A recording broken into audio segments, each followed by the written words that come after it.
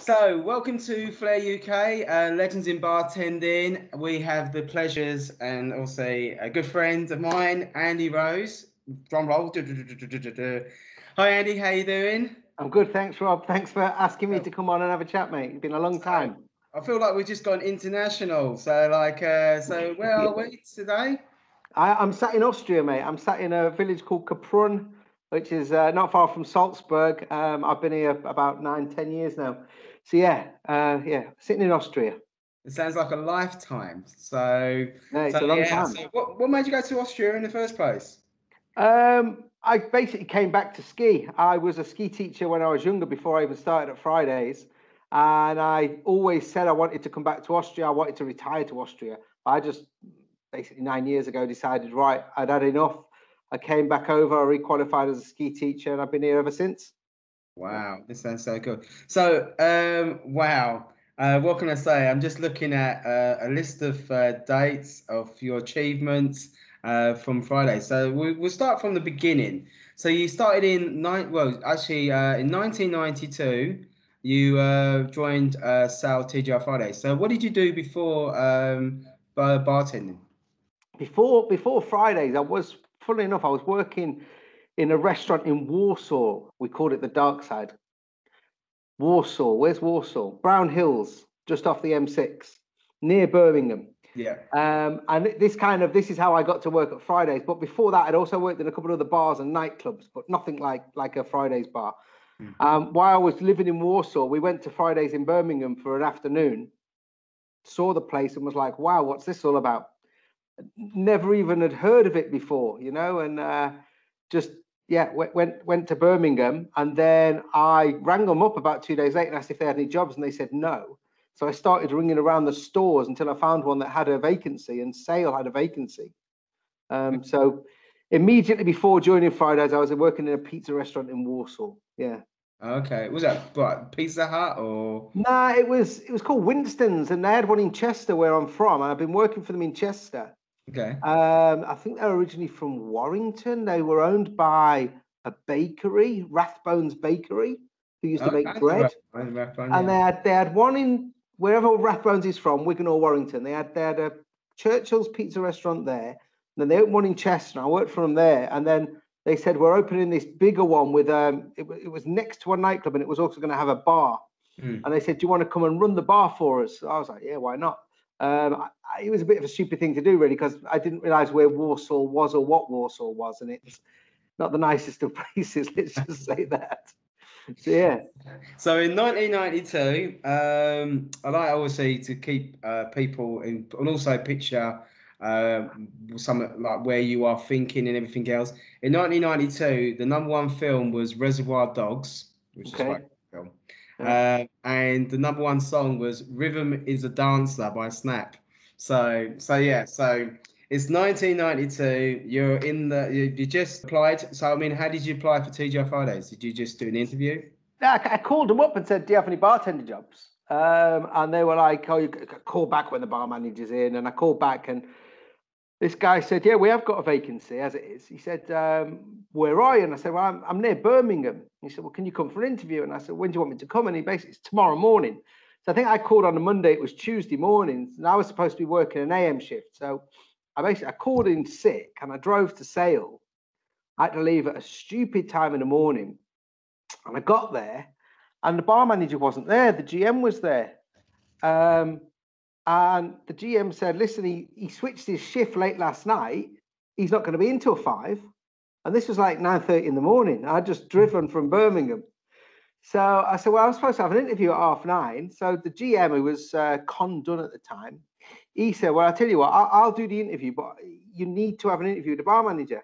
So I said, okay. So I had a chat with him, and we talked about a few things. And he said, when can you come back? And I said, well, to be honest, I can't really drive backwards and forwards up the M6. I said, is there any chance I can see him today? She said, well, not unless you wait until 5 o'clock.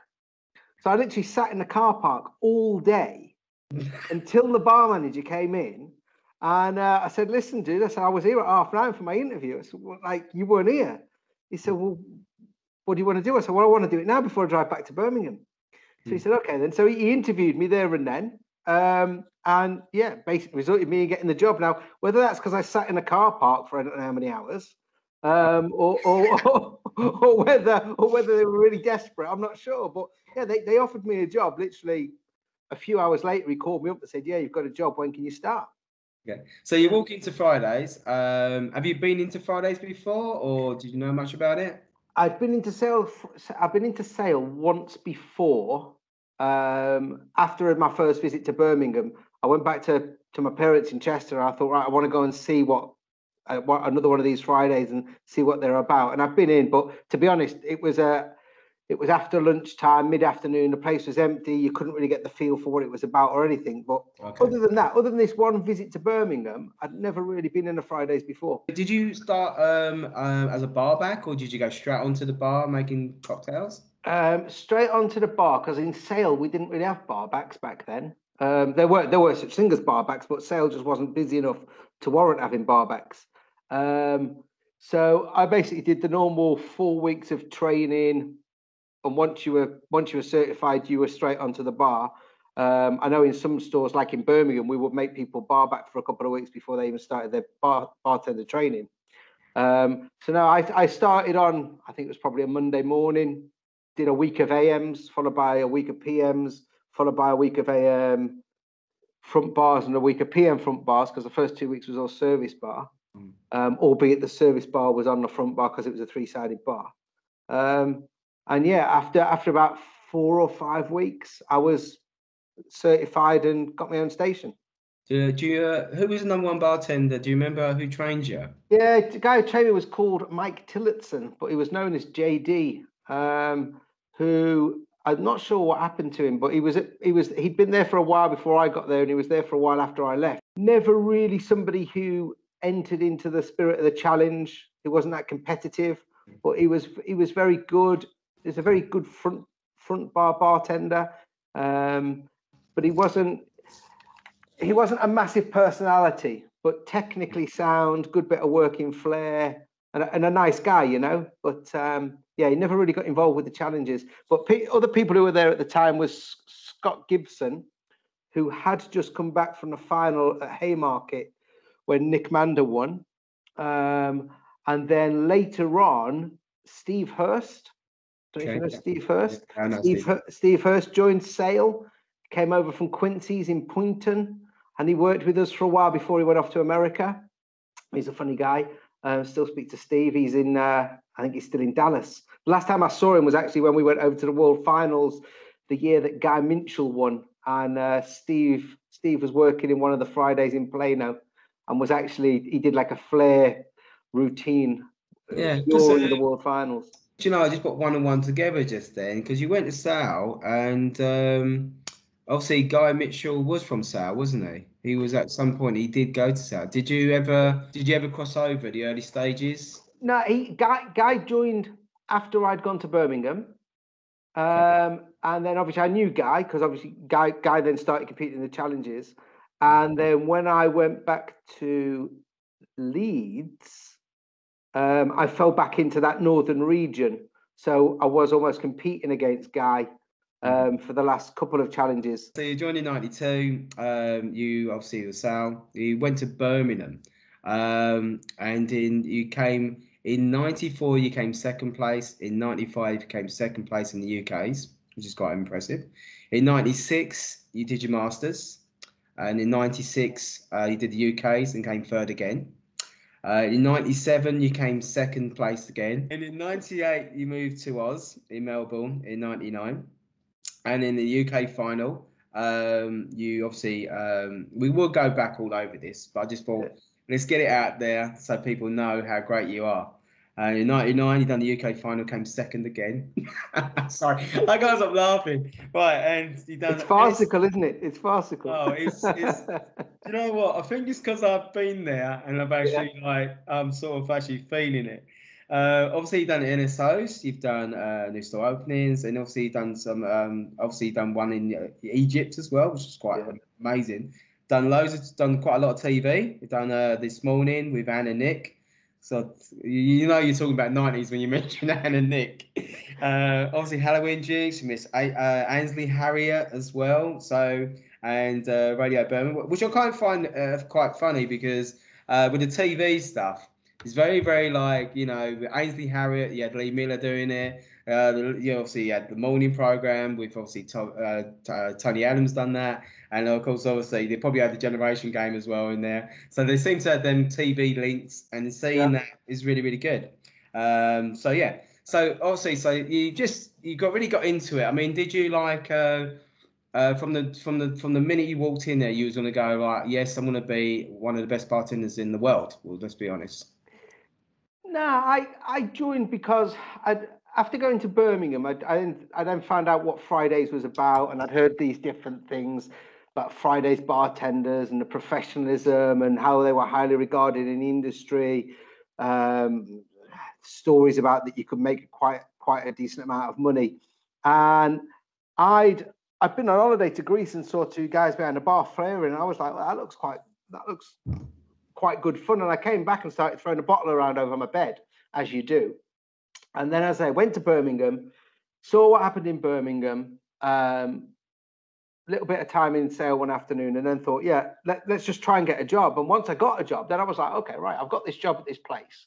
I don't really know a massive amount about it, but let's see how it goes. And first thing, when I walked in on the first day, he went, right, I think it was your first things you learnt was smoothies and flings. He went, right, there's 15 drinks. You need to know them all by tomorrow. And we're working from 9 until 5, and you've got to be back at 9 tomorrow morning. I was like, right, so I've got to do that tonight after I've driven back from Sale to Chester, which is about an hour. So it's like, brilliant. So I spent the whole of that first day, as you do, looking the mats in, filling the ice up, cutting the fruit, being told you cut it wrong, throw it in a bin, cut it again. Nice. And I started to have this kind of realization of like, Jesus, this is quite serious what they do at this place. It's not just slinging drinks in glasses. You've got to measure a pineapple slice. You've got there was all sorts of stuff like in the one day, and my head was mashed, man. And I went home and I started to try and learn these drinks. And this was the first time I was trying to learn something to remember for a test since I was at school. And I didn't really do any exams at school, you know? And what was this, 92? So I was 18, no, I was 22. I was 22. Yeah. See, not very good at exams and stuff like that. So I bet everyone wished it was a maths test. So I struggled to learn these drinks, and I must have failed that smoothie and flings test maybe 2 or 3 times, especially that blueberry bloody runner. And then each day he was giving me another 10 drinks. He said, right, you failed that. You've got to do that again tomorrow, but here's your 10 for tonight. Oh. And I was like, I can't do this. I just can't retain the information. And that was along with every day there was a sensitivity for fruit or a drink or whatever it be. So I eventually, after about a week, got into a process where I could manage to remember the drinks. And it was by doing everything with repetition. So I would write down the first drink, then I would write down the second drink, but then I would cover up the first drink and write it down again. I'd write the second drink down, then I'd cover the second up, write the third and do the first again. So by the time I'd done 10 drinks, I'd done the first one 100 times. Nice. And they eventually started to sink in. And from that day of working it out, that's exactly how I remembered everything through the Masters and for every challenge was purely repetition, repetition, repetition. So I didn't go to Fridays with any kind of, I'm going to be the best Fridays bartender, because I didn't realize until I got there what it was about. Yeah. And then obviously I got there just after the challenge had happened in Haymarket. So it was building up to the next one, which would be 93. And again, I didn't go out to win the store heat. I just went out to take part because it sounded like a little bit of a laugh. There was something at the end of it if you did well, but I had no idea I'd get to the 93 final, which you forgot to tell everybody a second ago. Oh yeah, 93. Yeah. And and that you got 4th place as well. Yeah, I did. I was amazed because my technical was absolutely atrocious. First question on the food test was list all flavors of baby food and the 2 different jar sizes. Like anybody other than Jules Andrews. Yeah. If you weren't Jules Andrews, you hadn't learned baby foods. Yeah. Because we used to have jars of baby food that we used to give away to families. Yeah. Back then. So I always remember, like, because I like putting in a little few bits and pieces, because like I remember talking to Ray Wicks years ago, and he goes, when you're doing a test and you've got like 6 master bartenders in the UK final, you've got to ask them questions that they won't know. You know, that's the thing is, and then that's when you go like the baby food comes up, and literally it is like everything and anything from phone numbers to addresses. I think people don't understand when you got to a UK final back then, it was like you need to know everything, anything. One question could be the difference between obviously winning and losing. So that's and it was quite a lot of the time. You found that if you got one question on the technical wrong, that was it. You weren't going to win. You know, or if you slipped up on one drink on the front bar, you weren't going to win. But the funny thing was, after that 93 challenge, that was then when I thought, right, I'm going to have another stab at this next year, but I'll actually work for it. So I literally, as you just said, you had to know everything. I learned everything on everything. Whatever was on that bar, I read the label. I learned the date. I learned who made it. I learned where it came from. All of the stuff that you needed for your master bartenders. But even to a bag of sugar, you know, everything you can think of. So you're in Birmingham now. So is this no, that was that 93. 93. I was in Sale. Still Sale, yeah. Okay. And the final was in Birmingham. Then after that final, or during that final, our finalist trip was to Belgium. And I shared a room with Darren West, who was the #1 in Birmingham. Okay. And he was also in the final in 93, along with Rhys Oldfield. And we got on really well while we were in Belgium. And we came back, and the final must have been the end of the summer, because the next time I heard from Darren was on New Year's Eve. He called me he was in work at Birmingham and I was working in Sale. And he called me and he said, what sales have you done tonight? I said, I was on point. I've done 660 quid. And he went, I've just done 2,700. Right. When you joined, I mean, like Nick Mander, Jason Russell, Mark Elphick. Sorry, Mark Elphick is 91. So 92, Nick Mander was like #1 and in the UK. Did you ever come across him? Yeah, Nick judged all of the heats in 93 and was a judge at the final in 93. So I know Nick. Nick came to Belgium with us as well. Yeah, Phil highly organised it, and Nick was one of the judges. Because I spoke to him only about a week ago doing an interview. Yeah, and such a bubbly guy. I mean, he could not talk so much about Fridays. It was unbelievable. So did you have a rapport with him, or was it just like, hi, you know, hi, and anything else? I didn't know him that well, because at the time I think where'd he gone? He'd gone to Haymarket, hadn't he? Because he'd gone from Coventry to Haymarket. I didn't really get down to Haymarket much back then, but yeah, I just knew him because he was the guy who'd won the year before. He was going to be a judge. He marked our pour test and stuff like that. And then whenever I did ever get down to Haymarket when he was still there, it still kind of knew who he was, and we spoke and things. But let me just go back to that phone call on New Year's Eve, because it's quite important in the journey, let's say. That was Darren telling me his sales and how much commission he'd made. And we never made commission in Sale. I was being paid £2.46 an hour. And in Birmingham, a night shift, you were on 6.5% commission. And when he told me he'd done 2,700 in sales, he followed that by saying, by the way, Rhys is going to Covent Garden. Do you want to transfer? Wow. And I was like, okay. Okay. Yeah. And literally that was New Year's Eve. And I think at the beginning of February, I started in Birmingham. I transferred to Birmingham. And this is where I got into the realms of, you can earn a lot of money as a Fridays bartender. Because in Birmingham, you did earn a lot of money as a Fridays bartender, not just on commission, but also in tips. And I think if you weighed up the living costs of London, we were probably better off than the guys at Haymarket, because it cost us very little to live, but we could put in a serious amount of commission. I mean, Birmingham being the first one in the UK's, was there an aura about the place? You know, knowing you're the #1 TGI Fridays, you know, the first one in the UK. Is there an aura about that? I think, yeah, there was. It was a big deal. It was Fridays. It was the first Fridays. There was a lot of day oneers still there. But Birmingham was. We were the first TGI Fridays. It was a massive store. It was purpose built. It was the full Friday setup. You know, it had everything. Had two lines in the kitchen. It had a prep line and then a cooking line. You know, the place was colossal. The service bar was huge, man. You know, absolutely massive. But yeah, there was a stigma, right, it being Birmingham. Did you ever, obviously, you know, I mean, Birmingham is a busy store anyway. Did you ever think about going off to London and do the Haymarket Covent Garden thing? I didn't. When Adrian Johnson was GM of Haymarket, he kept asking me when I was going to go. And to be honest, I didn't really want to go to London.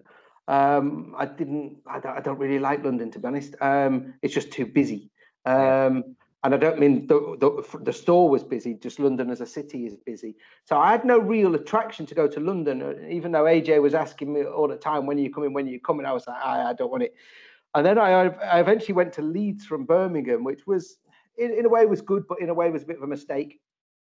And at that point, I did say to Dave Hart, who was the general manager, he was the bar manager of Haymarket.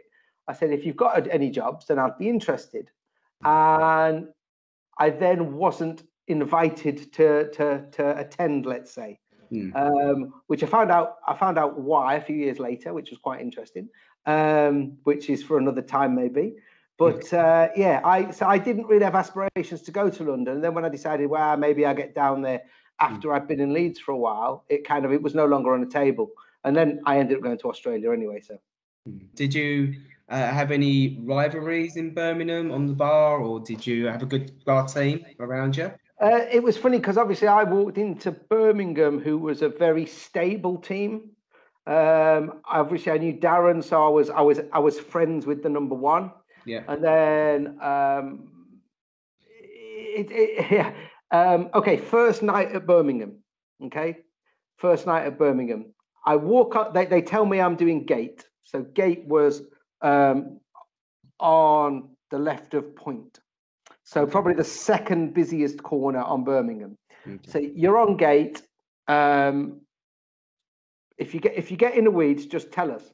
Yeah. Okay. So I walk on. I put my till in, and to the right of me is a guy called Fitz, funniest fella you would ever meet. And then to the left of me, I've got Darren, who's working what they called cash corner, which everyone else called coffee. But coffee, sorry, in Birmingham, it was called cash corner because you actually made a lot of money out of it because you could pull people around and you could keep them there. Anyway, I walk on the bar and literally the second I put my till in, my money in the till, Fitz gets the aerosol whipping cream and he shakes it up and he squirts a line on the mat in the center of the station and goes, you don't cross that line. Nice. On this side of that line is my commission. On that side of the line is your commission. You come over here, you're in trouble. I was like, okay. Because obviously when people are listening, Point is the busiest part of the bar. Coffee's the quietest part of the bar. I've never heard cash corner. I love that. I think that's really cash corner, because you could seriously make good cash on cash corner. Is it because like you can spend more time with the guests? Is that because of why? Birmingham, there was a lot of big tippers in Birmingham, and if you could get them around to cash corner, sit them down, there was a lot of food at the bar in Birmingham as well. So your average check sale was quite high, so your tip would be mirrored in that. But you'd keep them there, and you'd look after them through drinks, food, coffee, the whole night they would stay there, and by the end of it, your tip bowl was bursting, you know. So that's the whipping cream story. Don't cross the line. Yeah, don't cross the line. This is my side, and it's my commission. And it's funny because it was a total. Your first shift in Birmingham, you were basically you were told don't go to the toilet. If you go to the toilet, they're going to come onto your station. They're going to serve everybody, whether they need a drink or not, and you'll walk back on, and you're not doing anything for 15 minutes. So you're stood there, try not to go to the toilet, and then inevitably one of them says, can you go to the service bar and get some more strawberries? Even though we had 3 bar backs. So you being the new guy, run down to the service bar to get the strawberries, you come back, you make a sale, you open your till, and all of your coins are full of coconut syrup. You know? So you then spend 10 minutes cleaning all of the coconut syrup out your till while they're just taking all of your sales. Yeah. Yeah. So it was like a baptism of fire. Yeah. But yeah, I got on well with the guys in Birmingham, and there was no one that you didn't really get on with. It was a great team. Because Lakeside was on commission as well. I know Covent, Haymarket, and obviously it must be Birmingham. So there must have been only just 4 stores at the time that were on commission. No, I think back then. So when I joined Sale, there was 10 stores, and then while I was at Birmingham, obviously Lakeside opened. Was Lakeside the 11th store? I think so. Yeah, I think it's about What do you right. mean you think so? You should know. I should know. For some reason, I know Blue Water was number 30. Right. And Okay. and everything's after that's a Or blur. maybe Bayswater was 11 and Lakeside was 12. But basically, when I joined, all of the stores were on commission, but the commission percentage was slightly different. And as I say, Birmingham's was 12.5% on an AM and 6.5% on a PM on a front bar, and I think it was something like 2.5% of a PM service bar, and 3.5 or 4.5 on an AM. Now, given Birmingham's Wednesday night was as busy as a Saturday night, and Thursday night was the same as a Friday. So we had a weekend night on a Wednesday, a Thursday, a Friday, and a Saturday. Yeah. Sunday days were immense days. And if you were on a service bar Wednesday, Thursday, Friday, Saturday, or Sunday day, you were walking away with a lot of money. And it was you hit commission pretty much every shift. And if there was one shift that was going to take you out of commission, you would sub that shift out to somebody else. Yeah, it's just like, because I find it quite it does affect the bartender. I remember like being a commission bartender and not being a commission bartender, and the attitude you have as a bartender, you become an animal. There's no other word for it. You literally, people hit the bar, you serve everyone. You don't serve 1 or 2 people. You are hungry to take money, and I think it's one of them stories that needs to be brought up, because I think it's a mentality thing, that knowing I'm getting an hourly rate, I'm going to bartend, and this is what I'm going to get. Where you get a bartender, and it was literally a dog eat dog. This is my station. No one crosses over the station. You took pride in that station. It was all about, this is my bar. This part of the bar is my bar, and you run it that way. And to hear that, it's hopefully bars, or people who are listening and want to learn bartending or learn about bars, there's something about ownership over that, and it does work. I mean, the service and the speed and the money that you can be taking over a bar when you do this kind of service works. And it's a sad that not many bars do still use it, but yeah, I think when commission when they took commission away, they when I was there anyway, they went onto a team commission at first, and it didn't work. And when that happened, trying to get new stores as we did openings. So I did the opening of Leeds, which was probably one of the first team commission stores. And you're trying to get the bartenders to actively upsell, to recommend Stolly over Smirnoff, or Tanker over Gordon's, or whatever it was at the time. And they got it, but they didn't see the need to do it, because they weren't getting anything from it. And even though you would explain, well, if you increase your average check value, your tip should in turn be slightly bigger because it's a percentage of the bill. On the bar, especially in a place like Leeds, which wasn't a big tipping city at the time, and I'm sure things have changed over the years, they were like, well, to be honest, it ain't going to change. Now, on the floor with the waiters and waitresses, they would get tipped as a percentage of their bill. But on the bar, you just didn't in Leeds. So it was hard to get them to do that. But again, I think it goes down to the professionalism aspect. Even if you're a bartender who's on commission or not, you should want to give your guest that best experience that we were taught to give. And if that means selling them a Tanqueray over a Gordon's, and kind of outlining why it is a better product, because you know why it's a better product, then you're enhancing their experience. And again, it's all about who are they going to come and sit with next time they come in, who's going to be their bartender when they visit that bar. And the more you keep them coming back, the more you eventually will be able to get them to part with their cash, is how I see it. And how we kind of try to instill that to the bartenders in Leeds. But again, there were areas of the country back then where Fridays was the most modern bar. And if you couldn't get people to part with the money in Fridays, then where could you get them to part with it, you know? So you've had an amazing success with in '93. Considering you've been in the company about a year, you come fourth. So I mean, you must have been buzzing, and you must have been thinking, next year I could actually win this. So you've gone to Birmingham for probably that reason, to like, step the game up and be going like, right, okay, cool. And in '94 you actually do come second. So in '94 you came second to Jules Andrews, yeah. And did you know much about Jules at the time? Yeah. And again, I've met Jules, and I knew about Jules because of the '92 final. And he was actually tipped. He was the favourite for '93.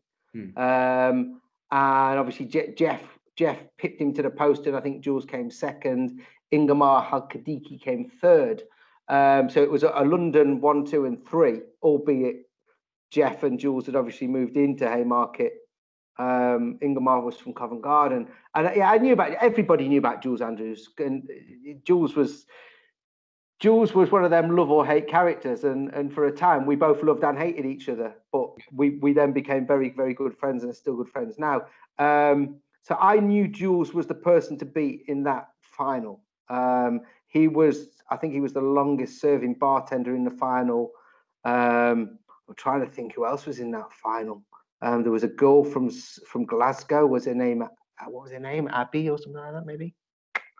I think she then maybe moved down to Haymarket. I can't remember, but I can't remember the other guys who were in that final. Have you got their names? Yeah, you got Jason Rattle, '93. We've got Lee Miller as well. Lee Miller won the Flair. No, we're talking about '94 now. '94, we had Lee Miller won the Flair. Yeah. Well, yeah, Lee Miller won Flair from '93 to about 2020, didn't he? And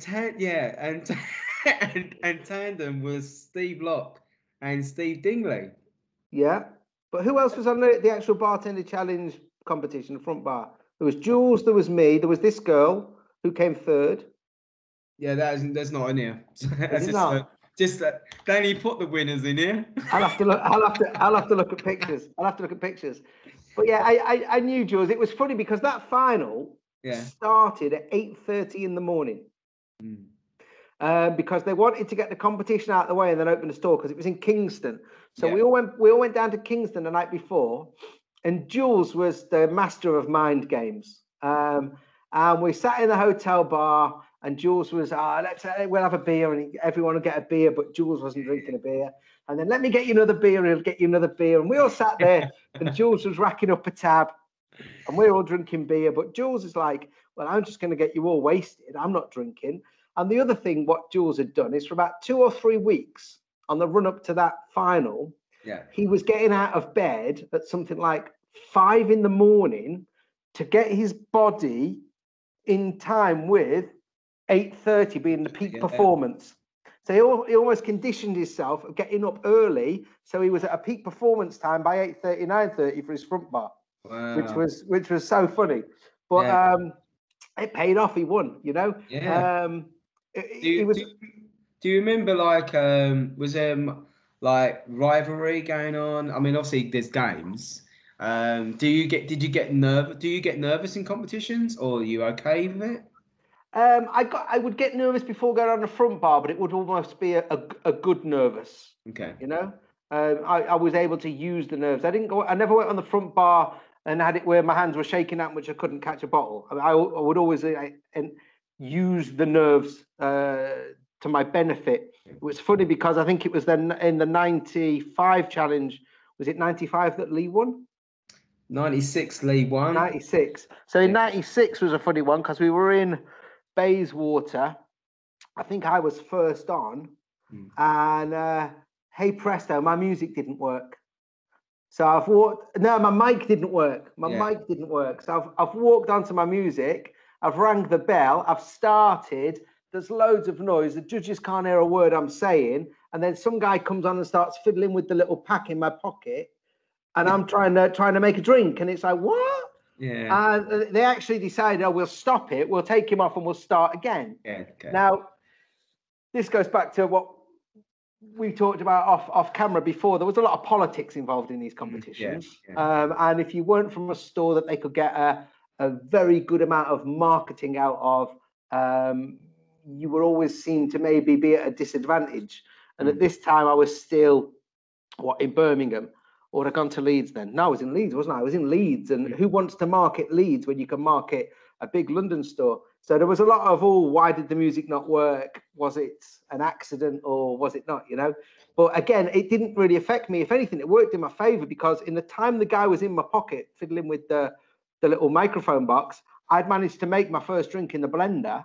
I walked off the bar, came back on the bar, picked it up and poured it out and went, there you go. So I was already one drink in front. Yeah. Did you, what was, because I always think, like, when you ask someone to go, was you nervous and everything else, and people give their opinion on how they are, but you see how everyone else is. I mean, because obviously, and in the UK final, I mean, you're surrounded with these like amazing names today. Lee Miller, Steve Locke. How were they? Because I mean, obviously, I will ask them that question as well. But how were they? Did they come across like nervous, or were they calm as well? No, I don't think Lee or Steve were ever that nervous, to be honest. Not at that stage. They'd already done multiple challenges. Lee had won multiple Flair competitions. Steve was a finalist in '93 as well. So I think once you got to once you'd done 2 or 3 of them competitions, you knew what you were expecting. Your front bar was so ingrained into your head what you were going to do, because you'd done a similar thing at your regional heat, at your regional final. You were going to walk on the bar. You almost had it mapped out in your head. Okay, you didn't know exactly what they were going to throw at you in technical, but if you learned everything, then you should have known pretty much everything. You may have made a slight mistake, let's say on a technical test, but I wouldn't have said Lee, Steve. I don't think Guy. I don't think Guy was really ever that nervous. I think everybody would have had nerves, but it never really affected anybody that bad. No one being sick in the toilet, or I don't think so. I don't recall. No, I don't recall that. Because I'm a nightmare. Because it's sort of like one of them ones where I get such a buzz when I come off the bar, and the next day I'm like I'm in a different kind of world. So I'm like, it seems to be one big build up, and so much stress building up to like learning, studying, and practicing, and then when the day comes where you just like as soon as you walk off the bar, it's like this massive load of sweat just comes out your whole body, and you just like, it's a massive sigh of relief, but it's the most. It's like it's something that you get like you want to do more of it, because it's such a buzz from it. You are like rock stars when you come off, because I mean it's just one of them people putting you on TV programs. You got people coming up to you going, "Oh, you're this guy. Oh, you're the guy on the TV. You're the guy on the training video and everything else." Did you have that kind of attention? Yeah, a little bit. 2 main moments was in the '93 one, which was my first one. As I said, I had no real idea what was going on, and I think that's why I was probably not nervous in '93, and there was no expectation. But I sang as part of my front bar. I sang a song about the menu, and that song on previous years, you would walk into places and they'd be like, it's Andy Rose, the guy who sang the song, And then the other one was when we were in Kingston. As I say, it was 8:30 in the morning. The store was absolutely empty, and we were taken down into the storeroom where you had to stay while each front bar happened. And we went from the store being empty to literally within 15 minutes of us being put down there, everybody was let in, and I had no idea who was coming from Birmingham. And I came out and 90% of Birmingham were there. They'd made massive big banners, and it was just like, whoa. Like when I went to Birmingham from Sale, I think the GM and 2 or 3 people came to watch. But nearly the whole of Birmingham had gone to Kingston to watch the final. And it was just bonkers, But yeah, I also it's a funny story. When I was in Australia, I lived in Sydney, but I was supposed to work in Melbourne. I did one shift in the end. But many months before I went to work in Melbourne, I travelled for the weekend to go and see Jules. And I walked into the bar and I sat down, and there was a guy there, and I forget his name. He was from Cheltenham originally, and he was behind the bar. And I ordered half skins, portion of wings, and a beer. I sat there, and he was talking. He said, "Oh, where are you from?" And I said, I didn't let on who I was or why I was there or anything. He said, "So you've come to see Jules Andrews?" I said, yeah. So I'm meeting up with him tonight. He goes, "Oh," he says, there's another guy from England in Australia at the minute. From Fridays, just come to see him, Andy Rose." And I was like, "Oh, really?" And then he went on to tell me a story about myself that had gone around through the challenges. And I was like, that's priceless, you know? You don't remember the song, do you? There was two. There was mushroom steak, mushroom filet mignon, boiled scallops, broccoli, cheese mutts. They just look like bollocks. Chard krill, quesadilla, and buffalo wings. These are a few of my favourite things. When the onion rings, when the cheese melts, when the pizza bites, I go down to Fridays in Birmingham and have my favourite thing, something like that. Awesome. That's brilliant. That is excellent. That is so cool. That's there was another one about pot stickers, but I'll save that for another time. That is just brilliant. Oh, that's awesome. So, so did you have any like strengths and weaknesses? Was you like, did you enjoy front bar more to service bar, or did you have a passion for both? I would say my weakness was my technical. I'm dyslexic, so writing recipes was always a pain. However, after '93, they did allow me to do all of my technical verbally, Okay. which was a great help, because it just meant I was on a level playing field with the others then. But I love both the service bar element of the competitions and the front bar. Obviously, front bar, I am a bit of an entertainer. I'm a personality, I would say. But also, I liked the technical aspect of bashing them drinks out with the minimum number of pickups as quickly as possible, you know. And again, I didn't really get quick in a service bar till I went to Birmingham. Okay. And I think you were talking to Steve about Haymarket service bar, and it was a different kettle of fish. And it was just mental. So I really started to pick up the speed when I was in Birmingham. And I think the final was the first Bayswater final. I think my service bar was something like 1:37. For what do we have to do? 6 or 8 drinks on a service bar? You talk about dyslexia. I was, because a lot of things were, you know, like, was it quite new then, wasn't it? When you talked about, you know, that kind of subject, did you just come out and, you know, talked about it, or did it, you know, it's just because obviously there's quite a big deal, and it's quite a few years ago as well. We're talking about quite a long time ago. Yeah, it's I mean, funny how did because it come out? It's funny because I mentioned it in my interview with that bar manager in Sale, because he said he was telling me what Fridays was about, that you had to learn. I think at that time we had 500 drinks in the compendium, maybe, or 250, 500. And you had to learn them, and you had to learn these sensitivities. And he actually went off in the interview and got a manual, because I told it. I said to him, I said, "Listen, my only concern is I'm heavily dyslexic." I said, I can get by, but it might hinder it a little bit. And he went off and he got a bartender man, and he put it in front of me. And I remember, I think it was a Friar Tuck he put in front of me, and Frangelico. And he said, "What does that say?" And I was like, "Oh, for Christ's sake." I was like, for and anyway, I figured out it said Frangelico somehow. And I'd never seen the word Frangelico before. I'd never heard of the word Frangelico, you know. And I said, "Oh, it's a Frangelico." And then he said, "And what's that?" I said, "It's dark cacao." And he went, "Right, okay." And then he turned it to a sensitivity, and he went, "What's that say?" I'm like, "Fresh pineapple, quartered top to bottom, core removed, cut into half wide, cut wedges without ends." And he was like, "Okay." He said, "You'll be all right." And I was like, "Okay." So it was he kind of knew about it then. And in the '93 challenge, I did everything written, but it was definitely not easy, because one of the things is I just can't get the stuff down on paper quick enough, and I can't read the questions quick enough. So I didn't say to him, I want more time to just let me do them verbally, Yeah. And the minute they let me do them verbally, poof, not a problem. And So I could finish a recipe test in half the time of someone writing it down. yeah. So what year was that when you was allowed to do that? I think they first allowed me to do it in '94 against Jules.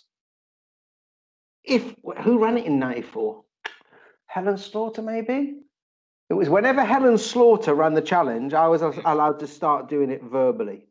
And then I did it verbally for all of them then. And there was also one other person that came along a little bit later who started doing them verbally.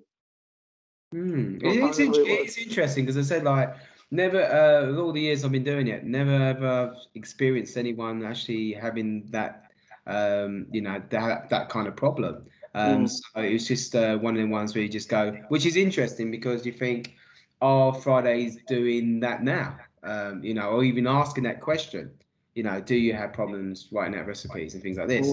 Because let's be honest, I mean, when you haven't slept that much the night before and you got a test in front of you, and sometimes they do they put a clock on you now, so you have to go as fast as possible. And when you get like something like I don't know, a rum runner or a Mexican runner, and you're I was thinking Mexican runner. My hands hurting like this, and you're doing this with some of your hand, just trying to get it going again. So, but it's interesting to know. I mean, pour testing. Was you good at pour testing? No, this is a funny thing actually. And when you say strengths and weaknesses, no, I was dreadful at pour testing. If I pour tested before my shift, not a problem. I think it took me 2 or 3 goes to pass the master's pour test. I did it once in Birmingham and twice in Leeds, and I eventually passed it on a 3rd time in Leeds. But it was funny because I was never that good at pour testing until, when was the last one I did? What was that? My last challenge was 2000, wasn't it? And I literally I had from the start of the process. So I would always start the process a week after New Year. That's when I would start prepping for a challenge. I had the same 2 bottles, the same 2 store and pours, and the same jug that I pour tested with every single day at home. And then I would go and pour test in store just before the shift, or whatever bottle was lying around. But I pour tested for, I would say, about an hour a day, every day on the run up to that final. And I think in that final, I had an almost perfect pour test. Nice. But other than that, my pour test was always something that would let me down. Did you like recreate your front bar when you was working, like in your store? Did you like go, I'm gonna pretend I'm doing a front bar, I'm gonna shake everyone's hands, I'm gonna put napkins down, give the menus out. Did you try to recreate it? As in for preparation of the final? Like, like where you go, I'm gonna make like you have like a set kind of Flair routine on a certain anything like that, or you just freestyled it? I used to always have in my mind what food I was going to sell. Okay. Which way I was going to guide them with food, who or where on the bar I would do my magic, let's say, the entertainment. Once I knew who the judges were, I would kind of think, right, I'm going to do a magic trick with that person. I'm going to talk to that person about where they're going on the night, because they would always ask for somewhere to go and somewhere. And I would know what food I was going to sell. And then obviously drinks, you don't know what's coming. Yeah. What was it? There were 2 that would definitely order what they wanted. 2 would be your choice, and then the other 2 you had to sell to. So again, for the 2 that I had to sell to, I'd always have 1 or 2 drinks in mind. But to be honest, by I would say 95, you could have asked for any drink, you know. So it was always like I was confident of my recipe knowledge anyway. Whatever they asked for, I could probably bang it out. And when it came to Flair, I was very much about working Flair, you know. I wasn't, I've got to sell something with Chambord so I can balance it on my head. Like Alec would have put it on his head. Johnson, or I've got to sell something with Galliano because I've got a Galliano routine. I wasn't one of those type of bartenders, and I only ever entered the Flair once, which was the tandem Flair, I think in '95. Me and James Hudson got into the final and got beat by it was '96. 96. I think Guy and Kieran beat us maybe. So I would go on the bar and flare whatever I picked up, rather than I have to flare a particular bottle. Well, I think a lot of the bartenders nowadays understand that. They sort of understand working flair to monkey flair, and so they are looking at the bottles of being more or less realistic, so that when you walk into a bar, you're going to work with the bottles that you've got, not with like pre-stage what you're going to be aiming to do. So before you done your masters, you used to wear is it a cycling hat or something like that? What kind of hat was that? There was a cycling hat in there at some point. Yeah. What was that? Was you a cyclist? I don't know where that came from. Maybe Steve Locke wore a cycling hat, and then I went and bought a cycling hat, something like that. Maybe, I'm not sure. Ask Steve if he used to wear a cycling hat. I think there was a thing at one point where a lot of people were wearing cycling hats. Gotcha. Made a difference from the cap. So you went for your masters, and we all know how hard it was back then to do your masters. Tell me more about that. So did you apply for it? You at the time you had to have. I think you had to be in the top 3, didn't you? You had to be in the top 3 before you could go for it. And I basically said I want to do my masters, and it took quite a bit of time for me to actually get. It was in Birmingham, and the bar manager, Novia Whelan Jones, bit of a bitch. It took her ages. She wasn't really bothered if you did your masters or not, you know. She wasn't in it for you; she was in it for her. So I eventually got them to agree I could start it, and I started it, but I never got it finished there. I think I got my recipe tests done. I think that literally was it. I did the 3 recipe tests, and that's all I got done in Birmingham. I had to finish it in Leeds. In Leeds, once because I went up to Leeds to do the NSO, and then I transferred up there. And I said to Andy Holmes, I said, I need to get my masters finished. And he was as good as gold. He was like, no problem, let's get it done. So like 2 days later, I did my food test. Then I did my service bar evaluation, front bar evaluation. Eventually passed the pour test, and got it all rattled out very, very quickly. Where in Birmingham, it was just, she wasn't motivated to get you through it. So it was never going to happen very quickly, you know? So how did you, what was the feeling like to actually pass your masters? Did you feel that you achieved something? Yeah, for sure. Because at the time, I think they said that was like the top 5% of Friday's bartenders. So you were in the top 5%, you know. I'd been at that time. So what are we now? We're in 96. So I did 93, 94, 95. Was I a master bartender in the final of 96, or was it after the final? I'm not sure. But I'd been there for. I mean, I see in the if everyone goes to Flair UK YouTube, you see the 96 finals, and you're wearing a cycling hat. So I must have passed it. I must have passed it after the 96 final. Yeah. So if you think I've been 93, 94, 95, 96, I've done 4 finals. And it was kind of like, it was about time I got it finished, you know? So yeah, it was a relief to get it done, because at that time, loads of other people were then starting to do it and finish it, who joined after I joined, you know? So it was almost you've got to get this done, or you're going to be the guy with the cycling cap for the rest of your life. So I spoke to a friend of mine, through Facebook. It was quite funny, and he mentioned a story, and he just brought back so many memories.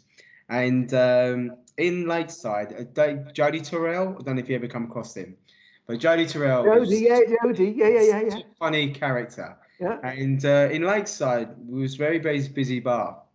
And what the waitresses used to do, they used to, any hot women, they used to put a red balloon with them. And anyone that wasn't hot got a white balloon. So from the bartenders, we could look across the restaurant and see who was hot and who was not. Okay. Did you have any funny stories like that on your journeys as a bartender? Who's hot and who's not? Now, I remember when I first got to Sale, they were doing a lookalikes competition. And it was because we had the Polaroid cameras. So if somebody came in who looked like somebody, they would take their photo, and then at the end of the week, there would be like a Who Won the Lookalikes competition. And it all kicked off one day, and I think it was Nick Fraser. He got several pieces of string about this long, 4 or 5 inches long, and he went over to this guest and he said, "You look a spitting image of," and it was one of the Bobby Moore, or what was his brother called, the 2 England footballers. Okay. One of them had a comb over, and he said, "Do you mind if I take a photo?" And he put this string on the guy's head. Took the photo, and the guy went mental. He went absolutely nuts. That's kind of a funny story. The only other, it's not that funny, but it's kind of a confession, I suppose. Because do you want a confession? Oh, give me, yeah. I can give you one. A confession now. You might forget it otherwise. This was in Egypt. And they have all these funny things when you do an NSO. You have a spaghetti dinner, and there was this chocolate milk drinking thing, ritual, let's call it. And they said, right, make a Lexan of chocolate milk. So it's all right then. So I had to look in the manual to see what chocolate milk was, because we didn't really have chocolate milk in England, did we? And you had to make a big batch. You had to make an A Lexan full of chocolate milk, and take it outside, and then everybody dipped their cups in it. I don't know why you were doing it. It must have been the end of training, or the end of punch, or the start of training, or there was a reason for it. So me and Lyndon Cole, who was over there, he was doing window. He said, "Whack a bottle of vodka in a chocolate milk." So I was like, all right, I ain't got a problem with that. So I whack a bottle of Stolly vodka in the chocolate milk. We take out the Lexan. And the girl who was running the NSO, or the woman, I forget her name now, but American, I didn't know she was a recovering alcoholic, did I? She scoops up her chocolate milk, has a good old swig, and and then it all kicks off. Who put the vodka in the chocolate milk? Well, it wasn't me. I didn't have access to vodka, did I? No. So, yeah. I forgive you. Thank you. She never did. So over your many years of bartending, was there any bartender that you used to look up to, admire, go, or even doesn't have to be Fridays, outside of Fridays, that's always been impressed you? I think when you look back at the people who were bartending when I started, and you look at the Haymarket team, and you look at people like Jeff and Jules and Nick. There was a guy who'd been in Birmingham. Oh, what was his name? There was a guy in Birmingham. He was in that final as well in '92. Have you got a list of the '92 finalists? All I got is the people that won it in '92. So Nick Mander, Jason Rattle. What was his name? I'll remember it. But if you look at that team, then they were all good bartenders, and they've been all selected from all of the other teams to go and work in Haymarket. So it was a solid team. And then you had people like Roger Butler in Covent Garden, who had been there forever. You know, it was the old man of the bar. And then there was names that I never actually really got to see at Fridays, like Tim Bacon, who unfortunately is no longer with us. But I suppose the ones that you really looked at were the ones that were in the challenges. And obviously Lee came about in '93, and literally ran back and forwards on the front bar, jumping onto the speed rails and flaring like no one had seen before. And everyone was like, "Who's this guy? Where's he from?"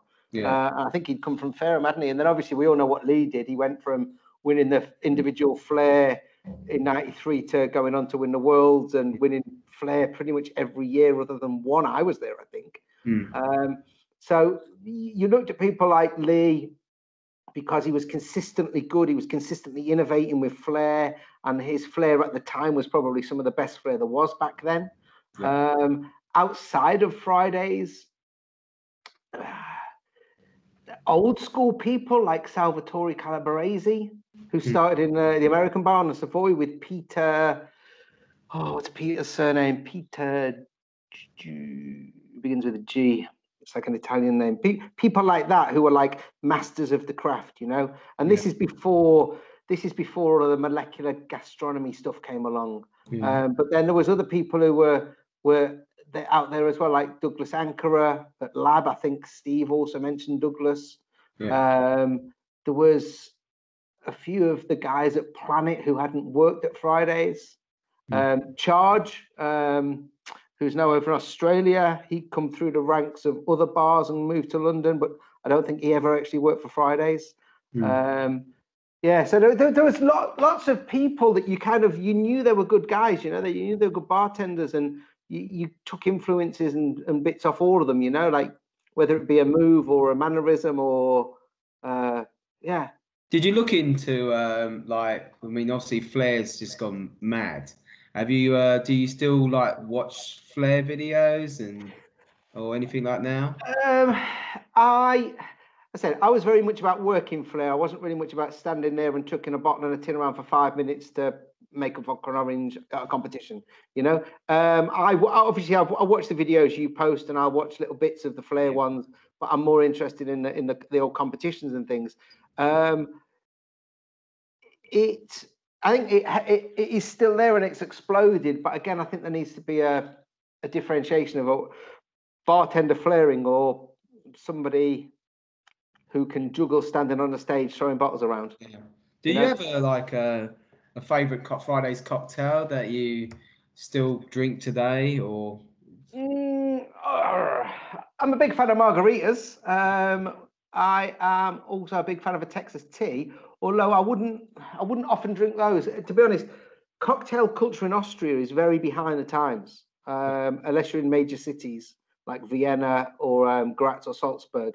So you can't get a good quality cocktail in most places. It's very much beer and sort of vodka, Coke kind of led, and Jack Daniels and Coke kind of led, and shots of Jägermeister, especially in ski resorts, because it's just about people getting as wasted as quickly as they can.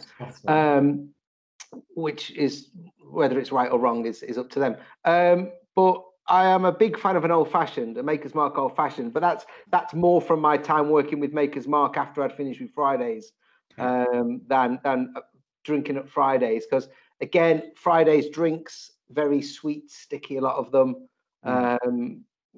Commercial cocktails, as I like to call them, where anything that takes more than a few minutes to make at the time was deemed not to be something you would want to be making because it was going to slow down service and therefore slow down when you're going in the till. But yeah, I like an old fashioned every now and then, like a margarita. If I go somewhere where I know I'm going to get a good margarita, because I think margarita is the most widely made drink in the world, but it's almost the most poorly made drink in the world in most places, But I'm still very much all about drinking beer, mate. Always have been, always will be. So, what, in your own words, what makes a great bartender?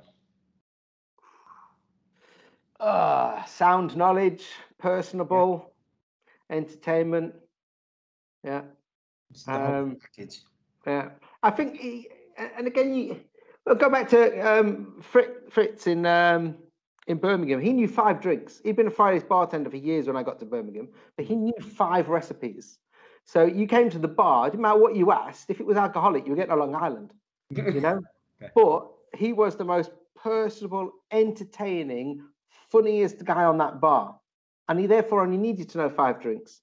So for me, I say knowledge. I would like to be a bartender with knowledge. I don't think bartenders have to have a massive knowledge, as long as what they have got, they use very well. And if that is, you make 10 of 500 drinks extremely well, especially with all of the mixology stuff that's going on now. I'm sure a mixologist doesn't know 1,000 recipes like we know 1,000 recipes, or 1,500, whatever it was we had to learn for your masters. They probably know 20 inside out that they make all of the time, and then another 30, let's say. I'm sure there'd be guys out there that say, no, I'm a mixologist and I know 1,500 as well, but let me see you make them on a Saturday night. You know what I mean? Yeah. So did you practice much when you was in Fridays? No, I'd say I practiced my pour testing a lot at home, especially in the later years. Obviously, all my recipe stuff every summer was spent revising for competitions, but I didn't really practice Flair outside of work. Maybe if a couple of people were going down the park, we did. But again, because I was more about working Flair, I needed to be behind that bar. Mm. You know, you would practice in the service bar in places like Birmingham. You could practice in there because you had a speed rail, you had mats, you were almost behind the bar. But if I wasn't behind the bar, and Friday's bars back then were pretty narrow places, especially Birmingham. Yeah. Birmingham was only the distance when you opened the fridge door. There was probably only about this much space between the fridge and the speed rail. You know, it was so tight. So if you practiced outside and then you took that move into the bar, it was never going to work. So I'm laughing because we did the UK final there, and we had the flag on the back bar, and every bartender, it was literally like your back was against the actual fridge doors, and you were just like pushing back while you flared. Yeah, And it was quite comical, it was, but yeah, we was all in the same. But yeah, so it just made me laugh when you said how small it was. So what was did you have any? What's like the worst thing you've broken in Flair or accidents done to yourself? Have you had stitches or anything like that, or bruises? I had my finger cut once. That's about it, really, and nothing. Well, okay. So first thing, I was behind the bar in Birmingham again, and I'm literally going in to get the ice cream scoop from the ice cream scoop well, as Woo comes in with a steak knife to stick it in the well, and literally goes across my finger. Now, as it was, it didn't need stitches. There was quite a bit of blood, but got me out of breakdown. Other than that, Birmingham was a funny one because it was so old. Even in what 93, 4, 5 when I was there, or 94, 5, 96, it was so old. And because everything for that store came from America, if something broke and they couldn't replace it because the pipe work was a different size pipe from America than pipe you could buy in England. So let's say a pipe broke off a sink. They had to wait for that pipe to come from America. But one thing that the bar on Fridays had was an electrical problem. And every now and then you'd plug in a blender and you would end up pushed against the back bar because you would get an electric shock because there was some inherent electrical problem behind that bar that you could walk on one day, touch the speed rail and you'd get an electric shock. Plug in a blender, you'd get an electric shock. Open the ice cream fridge, you'd get an electric shock. You know, and there was this one time where I plugged in the blender and it absolutely kicked me back into the shadow boxes. And all of the bottles in the shadow boxes. Yeah. Nothing that exciting, really. Okay. So is there anything you regret, you know, like within Fridays, or anything you miss about Fridays? Miss, obviously, it was a great time back then. You know, it was 9, 10 years of, it was hard work, but we had a laugh. We had a great time. You know, we got to meet people from up and down the country at competitions. You made loads of friends. Obviously, I met both of my best men, Darren West and Ray Weeks, who were my best men at my wedding many years ago. I met them at Fridays. Obviously, yourself, Danny Harris, Jules, Jeff, Lee, Steve, Reese, all of these people who have gone on to do wonderful things in and outside of Fridays. So yeah, if you say, what do you miss? I probably miss that. I don't miss back-to-backs and doubles. But regret-wise, going to going to Leeds wasn't the best decision because I took a massive pay decrease. It was a much quieter bar. However, I did have a good time up there. And that kind of then got me over to Australia, which is what I'd wanted to do for a long time. But I was so into Fridays, you couldn't leave.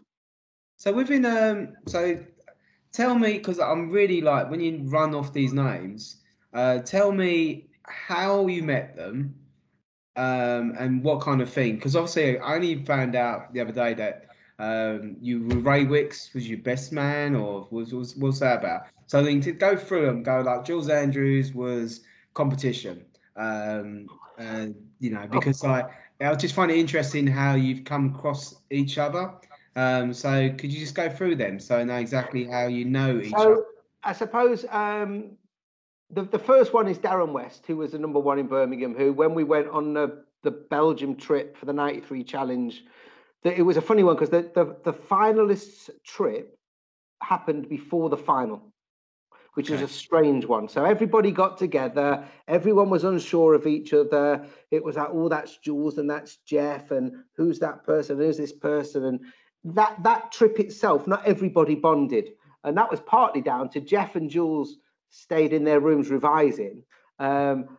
Reese was wanting to get down to Covent Garden, so he hung out with the London guys, which then left me and Darren to go drinking. And then I think it might be allowed. Christian Gregory from Coventry didn't really get into the group as easily, and Steve Locke just didn't come on the trip because he wanted to work the Saturday night service bar. He didn't want to lose out on the money, apparently, with the story. Whether Steve would say that was the story, I don't know. But he didn't come on the trip. So I basically spent the weekend, I shared a room with Darren and went out drinking with Darren for the whole of that trip, and therefore became very good friends, which in turn got me to Birmingham the following year. I first met Ray at the 93 final because Ray was up for Best Newcomer. And the 3 best newcomers, this was the crazy thing. You were up for an award of being the best newcomer, which meant you could go and work the final. You could work a shift at the final. That was part of your recognition. You could work your bollocks off at the UK final because you'd achieved the best newcomer thing. And on that note with Ray, I always like, I'm hoping I can get him on here. But I remember, a bit similar to yourself, I've done loads of competitions and I've got second, third. I've got like 15 odd tins in my house, like that at that time. And I went round his house and he had 3 trophies and he was best newcomer, UK champion, world champion. And I was like looking at them going, you bastard. Literally was so gutted. I was. Actually, that's the other person who was in the 94 challenge final. It was Ray. Yeah. Oh, there you go. Ray was in the 94 challenge final because he obviously won best newcomer in 93. And then everybody was tipping him to be in the top 3 in 94. And it was me, Jules, and then this girl. And Ray didn't get a place. But yeah. So I met Ray at 93 on the day of the final because on the front bar, I had to make a green eyes and I was looking for the blue bowls and the blue bowls just appeared out of nowhere and I caught it, made the drink and threw it back to him. And that was my first interaction with Ray Weeks. And then obviously we all then went on the Bartender Challenge winners finalist trip after the Kingston final where Ray was tipped to be in the top 3 and he didn't do it. And I don't know if you know or not, but Ray can't swim. So we went to Loch Lomond and we stayed at Cameron House, which is this big castle. And they had a massive big indoor swimming pool with a big slide. And we were like, come on, Wixie, get on the slide. We'll all stand at the bottom and we'll catch you as you come down because he can't swim. Yeah. So obviously Jules Andrews is organising everybody to stand at the bottom of the slide. Ray comes down and Jules goes, don't catch him. So Weeksy splashes into the pool. He's like a beached whale, splashing his arms. And Jules says, stand up, Ray. And he stands up and he's only waist deep in water, isn't he? So yeah, that's how I got to know Ray. And then from then on, I was just very good friends with Ray on the run up to the 95 challenge when he won. I then went over to America with Danny Harris to watch the 95 challenge with Ray, who's now a friend. And then, yeah, friend ended up being one of my 2 best men at my wedding in 2003. Yeah, along with Darren. And then, yeah, Jules, obviously, I know just from the competitions. Same as Release and Steve. Albeit Reese was never in the final. Reese was just always around because he was friends with Darren. He was friends with the other guys. So yeah, so a reunion. Have you done any reunions with the guys over the years? Not official reunions, I wouldn't say. I see Ray from time to time. He's been over here with Danny Harris on a ski holiday. I met up with Darren West. So how do you know? How did you meet Danny? Again, just the challenges, mate. Obviously, when Danny started at Haymarket, I think was around 94 time, maybe. He was around then at the 95 challenge. As I said, me and Danny went over to America with Ray for the final. Me and Danny also went over to Dallas for the final to watch Guy. So yeah, just know Danny again from the finals. Again, Danny came along in 96. Did Danny win in 96? Yeah, Danny came along in 96 and won when I should have won. Well, Danny won 97, he did. Oh, was it 97? Sorry, 97. 97, 98. So yeah, both years. Did you meet guys like Steve Nitro and? Oh yeah, for sure. Because obviously I ended up working at Reading as well when I came back from Australia. So and Nitro was in, I think it was a Haymarket, wasn't he?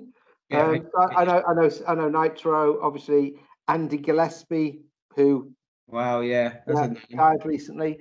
Tony Adams. Obviously Tony was more after I'd left, but funny story. Tony obviously plays a lot of golf. So when I was working at Maker's Mark, Tony became our Maker's Mark golf ambassador, which meant he could come playing golf with me and just going out on the latch. But yeah, Lee Curtis, obviously I know was in the Bayswater final with Lee. The thing is, I was also quite lucky. I worked at so many stores. I worked Sale, Leeds, Birmingham, Reading. I did the Lakeside NSO or Mox, and I was kind of, because I'd moved around the country, I was close to so many of the Fridays and so many of the people. So I met a lot of people. Yeah. So how did the Egypt thing come up? That was just there was an NSO, and at the time they used to go out to the different places and say, "Who are your NSO people? Who would you put forward?" And I got put forward to be one of the bartender trainers. Lyndon was put forward to do the kitchen along with, I'm pretty sure Julia Collins came with us to Egypt. Did she? No, she didn't actually. It was just me and Lyndon from the UK. And then I was training with a guy from Korea on the bar. Yeah, I had a guy from Seoul, Korea. So yeah, I got asked, do you want to do an international NSO? I think it was partly recognition again, because so many finals, so many challenges. Was it similar to a UK Fridays, or was it quite a bit different? Quite different, because it was on a boat. It was on a boat on the side of the Nile. And it wasn't a boat that went anywhere. It just sat there. It was moored.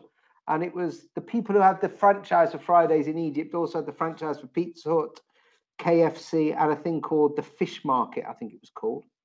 Okay. Or the Seafood Market. And the top level of the boat was a Seafood Market, and downstairs was a Fridays. So it was a shotgun bar, which I'd never worked on a Friday shotgun bar. And it was Egypt. And Egypt isn't, or back then wasn't, the easiest place to do business. You know, we got there and all of the bar equipment was in containers at the docks being held by customers. And it was like, can we get the equipment out? Well, not until next week. Not until this day. And it basically was all about bribes. You had to pay customs to get your stuff out of the containers.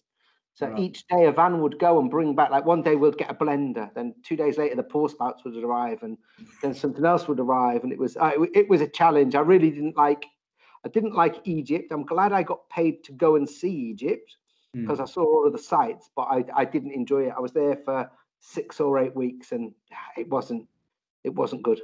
Did you ever go to the first ever TGI Fridays in Manhattan? No, I never did. I've only ever been to New York once, and that was just after 9/11. And I was only there for a couple of days, and it was a very busy, packed schedule, and I didn't get there. But I believe from when you were talking to, I don't know if it was Tony, you were saying it's no longer a Fridays. No, I mean, I went to, because it was quite funny. I put a post on Facebook quite a while ago, and the reaction I got was, it's incredible. I mean, everyone loves Cocktail, the movie. It's just mad. Yeah. And when I went out in '97, I was doing the New York Marathon, and it was called Boxers, and it was like just like an Irish bar. But it was good. It was just exactly how you remember it in the film Cocktail. And but yeah, it's changed hands. I think it's an Indian takeaway now. because I've got loads of feedback from people saying, "Oh, it's this and it's this," and I think the last one was it's an Indian takeaway. So yeah, so it's quite sad. And the thing is, things have to move on. Things change. Like obviously, Haymarket's gone because the rent went through the roof. Yeah. I'm sure it was a similar story with that building. I mean, it was falling apart anyway. It was falling apart. I remember when I started, they used to say that they used to take out, I think it was 22 or 25-year leases on the buildings. And then obviously some of them started to be purpose-built buildings when Whitbread had it, and they were building them with travel lodges or travel inns. I'm surprised that Birmingham is still there. Whether that's owned or still rented, I don't know. But I'm surprised that has survived as long as it has. Yeah. Again, like seeing the very first one go, it would be very upsetting to see Birmingham go.